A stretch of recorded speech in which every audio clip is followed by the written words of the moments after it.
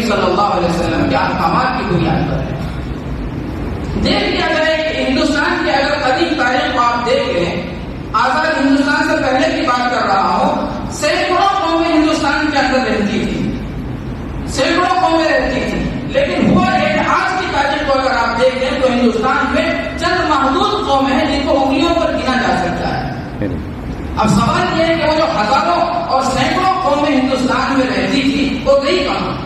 کسی نے ان کو قتل کر کے ختم نہیں کیا، ان کی پوری نسل کو ختم کر دیا ہو، کہیں انہیں غائب کر دیا ہو، مار کے ایک ایک قوم کے بچے کو ختم کر دیا ہو، ایسا نہیں ہوا۔ تو پھر سوال یہ ہے کہ وہ ہزار قومیں گئی کہاں، سینکڑوں قومیں کہاں گئی؟ اب تو چند قومیں ہندوستان کے اندر رہتی ہیں۔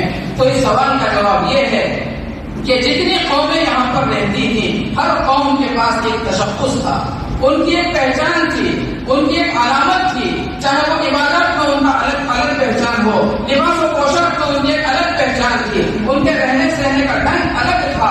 لیکن وہ قومیں جیسے ہی سال گزرتے گئے اپنے تشخص کو ان قوموں نے کھو دیا۔ ان کے جو خاص مذہب تھی، ان کی جو تہذیب تھی اپنی آپ کی، اس کو انہوں نے ہلکے میں لے لیا، لباس و پوشاک میں عام لوگوں کی طرح ہونے لگے، رہنے سہنے کے ڈھنگ میں انہوں نے اور قوموں کے ساتھ خلط ملط ہو کر اپنے تشخص کو کھو دیا۔ تو سینکڑوں قوم جو ہندوستان میں رہتی تھی آج وہ ختم ہو کر گنتی کی شمار کی رہ گئی ہیں۔ پتہ یہ چلتا ہے کہ کسی بھی قوم کو اگر باقی رہنا ہے، قوم کی بقا اگر چاہتے ہو یا باقی رکھنا ہے تو اس کی بنیاد تشخص کو مضبوط کرنا ہو۔